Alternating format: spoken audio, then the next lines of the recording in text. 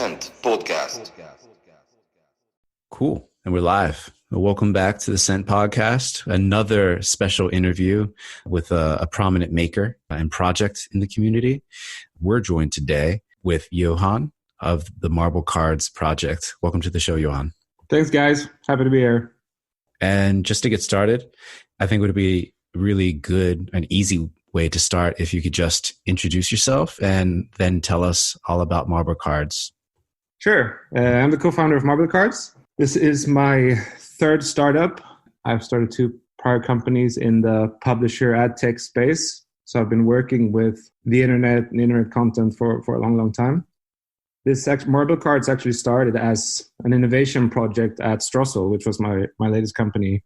But in late 2016, I got hooked by crypto and so couldn't focus on anything else basically. So we started a side business there, but then 1.5 years ago, so me and my co-founders bought it out and are now building MarbleCards.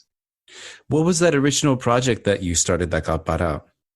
It's a publisher product. Internet publishers, they put a widget on their site where an algorithm recommends a blend between their own content and sponsored content. There is an American company called Taboola, which does something similar, or they're Israeli-American. They're famous for having these really, really shitty ads in the bottom of articles, like weight loss and, all of that shit. So it's a similar product, but our ads, they're much better. We don't allow that stuff. But we started that in 2013, and that team is around 50 people with around 10 million in revenue. So it's a big company today. Cool. And then for MarbleCards, like, how would you explain this project to someone that you just met on the street? I feel like this is a very interesting project that's definitely garnered a lot of interest, has a lot of active users. I just spoke with WG Meets the other day, and he has like over 1,000 MarbleCards. But for someone fresh off the street, has no idea what's going on really in crypto, how do you pitch MarbleCards to them? It's not easy. I can tell you that. You pitch it as a collectible card game, sort of like a Pokemon cards or hockey cards. And then would say it's a mix between that and something like Reddit, where you curate information or curate URLs. So that's like the elevator pitch, I guess. And then you can go deeper and say, okay, you can only marble one of each internet URL. And then they get this marble pattern, which is created from a generative art algorithm that we have. We can also talk about how you now will be able to earn from these cards by trying to get them as popular as possible in the arena. So a bunch of different ways to approach like what it is exactly we do. But I would say a collectible card game of internet URLs is like the short version.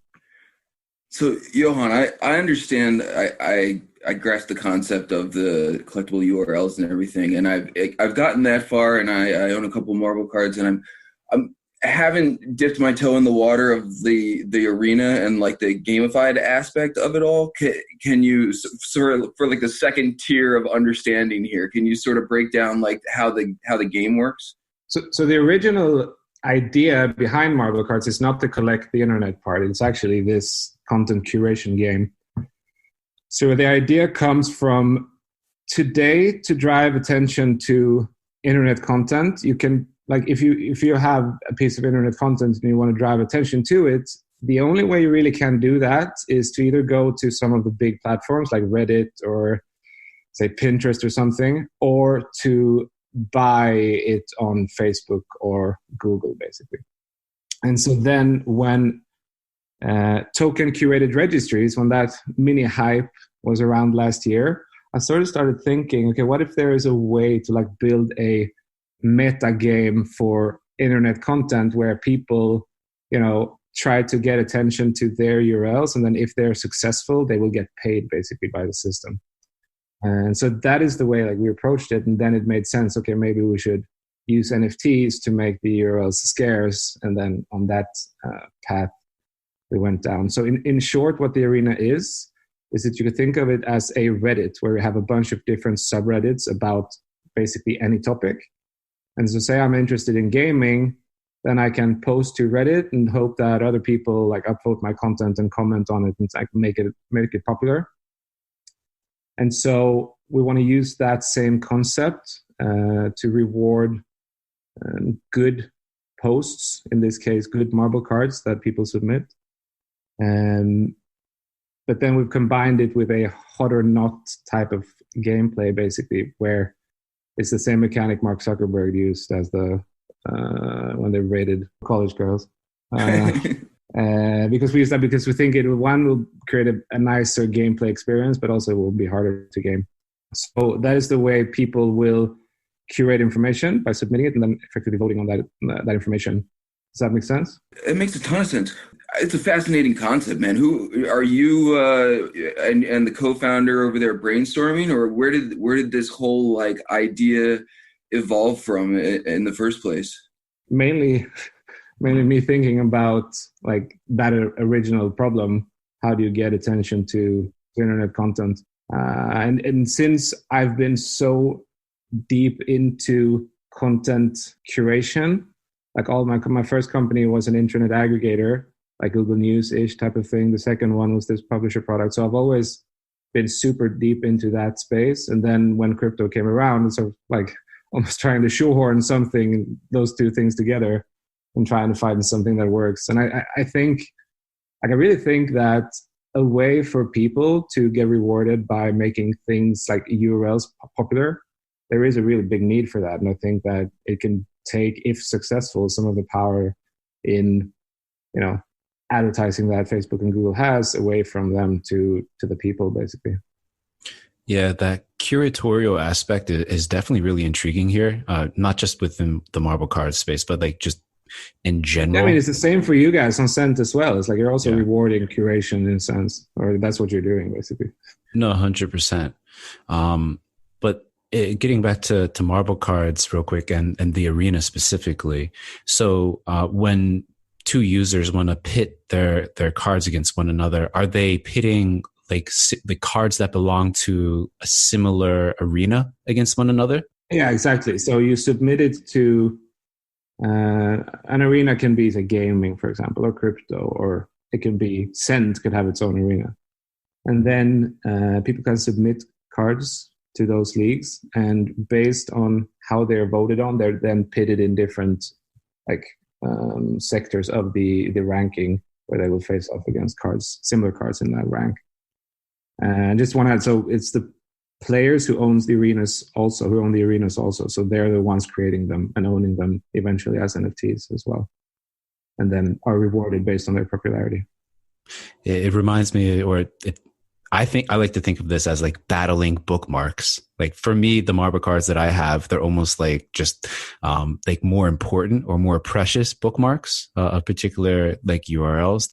I might steal that. It's a good way to put it. Yeah, I was speaking with WG Meets and I brought that point up, like how I think of it as a like more important, more precious bookmark or something. And he's like, oh shit, I do dig that. What's the breakdown or general breakdown of like people who you see like sort of flipping them for money versus just collecting for the sake of owning them versus like playing in the arena, and where do you see that going down the line? To be honest, I think like the play to earn aspect might be the one that initially and probably after that will appeal to the most people. Like the collecting cards thing, I love collecting cards, and like I think the NFT-ish community, they're all about collecting stuff, but also know that there is a huge world outside of that community. Even though it might grow, I think a lot of people, that doesn't really resonate with them. But a pitch, for example, okay, go in and predict the best memes and make money, something like that, or vote on movies and make crypto. I think we have a lot of simple hooks we can sort of advertise to people that I think they will be intrigued by, because it's such a versatile platform. Like anyone can find things they're interested in as a marble card. And so hopefully people will be able to see that, okay, I can just go in and vote on stuff I like, and then hopefully earn from it. Dude, I've got to say, hearing you explain it makes it seem like very, very intriguing. It makes me want to check it out. I have found it like a little bit daunting just from it seems like once you're past the collecting phase, the learning curve is steep. And I really love stuff like that, but I have a tendency to get like totally obsessed with things like WG Meets, and I just don't, I'm like nervous to take the plunge. But I didn't realize the overall underlying concept behind this whole thing, which seems. So disclaimer: it's not live yet. It's live before Christmas. We've set the first beta version. It won't be you won't be able to earn yet, but in a few weeks you'll be able to do that as well. So that's really cool, man. Johan, how do you select, I know you're partnered with various websites and everything. Is there how do you, and every now and again on Scent, you make a post that you've decided to collaborate with, a different website that people can start marbling their URLs and everything. What's the selection process like on your end? How do you determine where to go next? So we don't have a collaboration with all the sites that we open up. We use the Open Graph metadata in the URLs. That's how we're able to show the images, especially on our site. So we don't have collaboration with everyone. And so then, to be honest, it's many times we do it a few days early. Okay, so a few days before the release, just what should we do this week? Last week when Tesla announced the Cybertruck, a few hours earlier, before the launch, we did the Tesla site. So it's a very ad hoc approach. Actually, right now we have a few. We have the 6 big ones. Like IMDb and YouTube and say Twitter and a few others. Those will be very strategic how we launch them leading up to the main release of the arena. But right now it's ad hoc.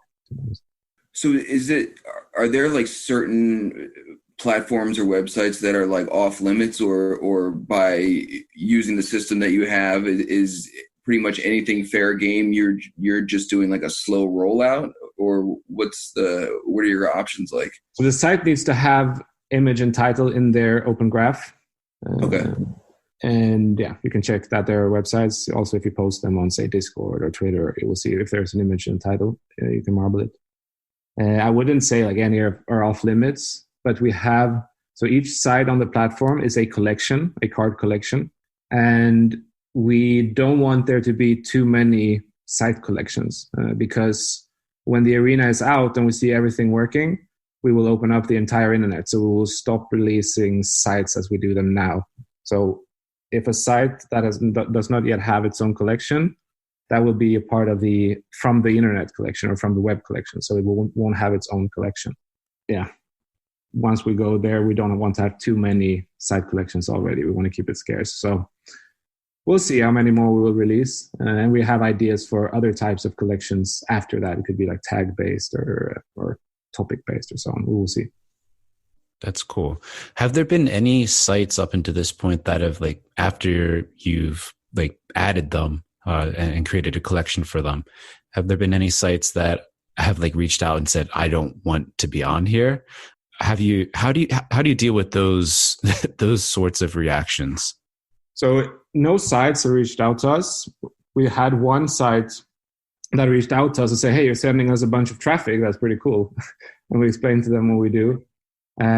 We've had less than a handful, I think 3 or 4 artists reach out to us and say, hey, we don't want our content featured on your platform. And so then we explain to them what we do and how we do it. And then their content comes from OpenSea. And then we say, we can remove it if you guys want to, but we really like to keep it there because we think it's a good visibility channel for you guys. And I think one decided for us to still take it down. The rest wanted to keep it. That's good. That's definitely a validation of that bookmark thing, driving extra traffic towards somewhere. That'd be very cool as a non-crypto website. If you're what the hell is MarbleCards and why are they seeing all this traffic? And then they go in and what the hell is this?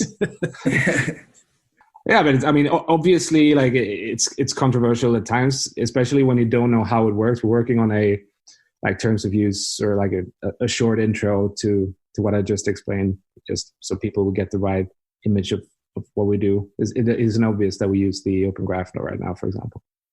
In terms of type of content that people choose to marble, is that very wildly from site to site that you've set up, or do you see any particular trends or like images, or like what are some like overarching like themes that you've noticed that have come out of this whole thing? It's very, very wide in terms of what people marble. We started with knowyourmeme.com. So memes are like a sub theme of the whole platform. So obviously there's a lot of memes. There's a lot of meme jokes in our Discord as well. But then it's like art, crypto stuff, movies, gaming, the usual stuff, pretty much. You can basically look at Reddit and say, okay, what's popular here? And then you will see the same overarching topics on MarbleCards. So then for any new potential users that are listening in right now and they're like, oh, I want to check MarbleCards out. I know you mentioned Discord. Is Discord where the majority of the community is living and interacting? Yeah, we're very bullish on Discord. It's like an amazing tool to interact with your community. We run competitions there. We have some mini games in there where people can battle with their cards and so earn Marble Coin and Origin cards and other cool stuff. But yeah, I would recommend going there and just there's a guide there getting started and also just asking questions. What or why what do you need to get started and so on. But other than that, I just think if you're going to try it out, think of things that you're passionate about or that you care about, and then try to marble cool cards out of that. I also noticed that you guys are at least experimenting with some social currency. Did you guys? We had done an interview with Sid over at Roll. Did you get hooked up with them, or what's the social currency situation over there? So we use the same tipping bot in Discord, but we have our own Marble coin is our own coin. We only use the same bot. Okay, use the same bot, and are distributing it on Discord primarily, or a little bit all over the place, or how does it? Only on it's a Discord bot, so yeah, only on Discord. But I have a few ideas how I like what they do. I think we're starting to see, like, kind of off topic, we're starting to see a few projects that empower creators in different forms. I just think it's fun to see, hopefully, how they can interact and sort of come a greater whole together. Cool, man. So, well, thanks for taking the time to join us, Johan. We'll definitely leave a link in the show notes for the Discord, just in case anyone who's interested in MarbleCards that's not on there can go check that out and get some insights and then also some marble. But yeah, thank you for joining us, man. And thanks for sharing about your awesome projects. Looking forward to continued partnership and working together and finding new cool competitions or projects to work together on. For sure. Excited about the new Scent version as well. Cool. All right. Cool, guys. Thanks, Johan. Thank you. Thank you, Johan. Bye. Bye.